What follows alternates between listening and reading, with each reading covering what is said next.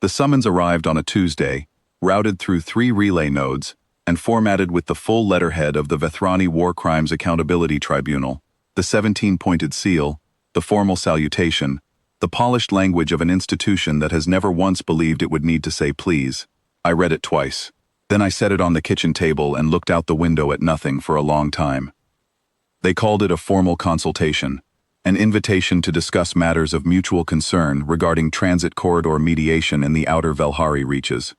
They did not call it what it was. They needed Earth. They needed what my mother had built. I went. I want to be clear about that.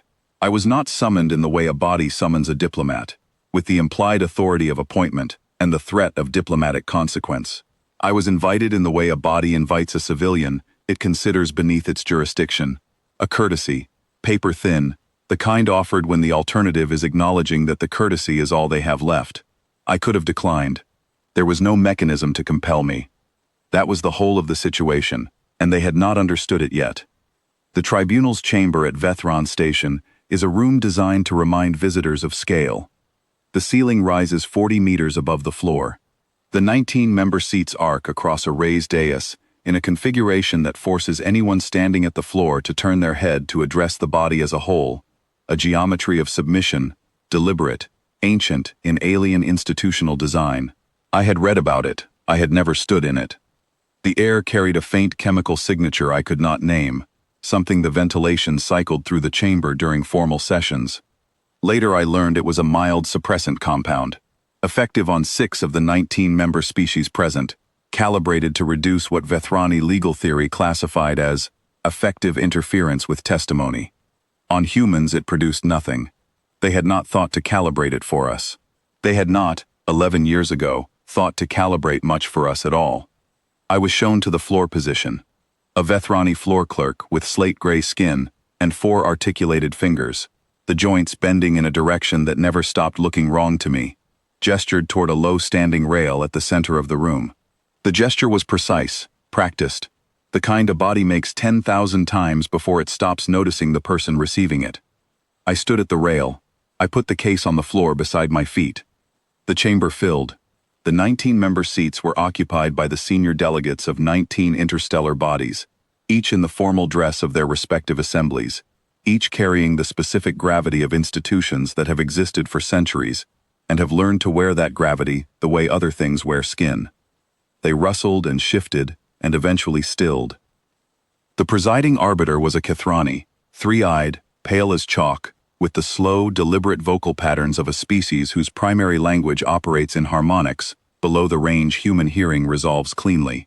A translation node rested at my right ear canal, set to real-time rendering. The arbiter's words arrived flattened, stripped of the lower registers, but the meaning was clear. "We have invited you here," the arbiter said, "in recognition of your position as the registered next of kin to the late Earth Mission Senior Trade Envoy, Sarah Moren, and in acknowledgement of your capacity to speak informally on behalf of certain Earth Mission transit interests in the outer Velhari infrastructure network." Informally, the word was doing considerable work. "The tribunal is engaged," the arbiter continued, "in mediation efforts between 2 member bodies whose transit corridor dispute has resulted in a supply interruption affecting 11 stations along the Velhari primary axis. It has come to the tribunal's attention that certain infrastructure relay agreements, predating the current regulatory framework, may be material to the resolution of this dispute. We understand that access to these agreements, and to the relay infrastructure they govern, may require coordination with Earth Mission representatives. We hope to facilitate that coordination." They said all of this without once using the word please, without once saying the word need, without once acknowledging what had been done to my mother in this body's name 11 years ago, in this chamber, with that seal on every document that led to her conviction and her execution.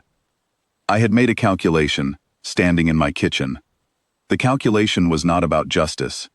Justice, in the form I had once wanted it, had stopped being available to me some years prior, somewhere between the 3rd appeal and the sealed record ruling that removed the last documentation from the public docket. What remained was a narrower thing, precise, specific, the kind of accounting that requires no emotion to deliver, which is not the same thing as requiring none to carry. I bent down and picked up the case. I set it on the standing rail and opened it. Inside was a single document. I had printed it on standard filing paper, not tribunal stock, not Earth mission diplomatic letterhead, plain paper, the kind a private citizen uses. I looked at the document for a moment. Then I looked up at the presiding arbiter and read aloud the single sentence I had come to read. Under Article 14 of the Interstellar Transit Registry Founding Charter, the Relay Cooperation Agreements, registered by Earth Mission Senior Trade Envoy, Sarah Morin, between the years of her original posting and the third year of her tenure, 17 agreements in total, governing relay fuel access, corridor sharing protocols, and maintenance subsidy schedules across the outer Velhari axis, remain valid, active, and non-assignable, as the original signatory of record has not executed a transfer instrument and is now deceased, rendering transfer legally impossible without full restoration of the signatory's professional standing to its pre-conviction status under the registry's good standing clause. I closed the case. The chamber was quiet. I do not mean the ordinary quiet of a deliberative body arriving at a pause.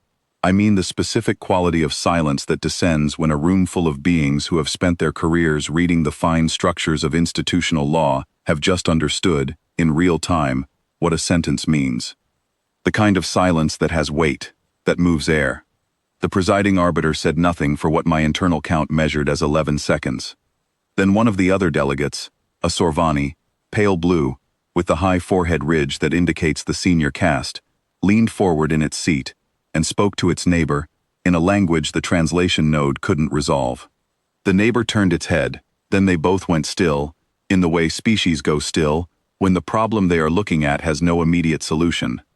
They could not compel the agreements to transfer. The ITR Charter's good standing clause had no exception for posthumous restoration. The original signatory had to have clean standing at the time of the transfer instrument's execution, and Sarah Morin's standing had been stripped by this tribunal's conviction 11 years ago and had not been restored. The conviction was, as I had spent 11 years demonstrating through the sealed and unsealed record both, based on falsified testimony from a Vethrani commercial interest, whose corridor access had conflicted with my mother's relay-sharing framework. The only door to what they needed ran through what they had done. To restore her standing required reopening the case. To reopen the case required acknowledging the basis of the original conviction.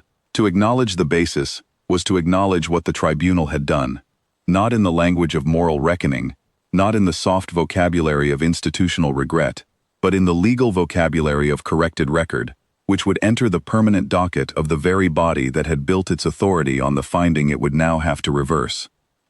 I picked up the case from the rail. The arbiter spoke. Ms. Morin, we would ask that you remain available for further consultation. I looked at it. The document I read is already in your session record, I said. Everything that follows from it is yours to work out. I walked out of the chamber. The floor clerk moved to one side to let me pass. I did not look back at the 19 seats, at the pale Kethrani arbiter, at the Sorvani delegates still leaning toward each other in the murmured mathematics of a problem they had built for themselves 17 years ago, and were only now beginning to understand the full architecture of. I walked out of Vethran Station and took the first available transit to the outer berth where I had parked. I sat in the cabin for a while. Outside, the station's docking ring curved away in both directions, and through the forward port I could see the long run of the Velhari corridor, that unbroken line of relay infrastructure my mother had spent 19 years building, agreement by agreement, in chambers not unlike the one I had just left, with the same precise patience and the same refusal to grovel that I had learned, perhaps, from watching her work. I did not feel triumphant. I had not gone there for triumph. I had gone to read a sentence into the permanent record of the body that killed her. I had gone to make the accounting visible, to put it on the docket where it would live for as long as the tribunal's record survived. That was the whole of what I had come to do. Whatever they decided to do next was, as I had told the arbiter, theirs to work out. The relay corridor held the light for a long time before I left.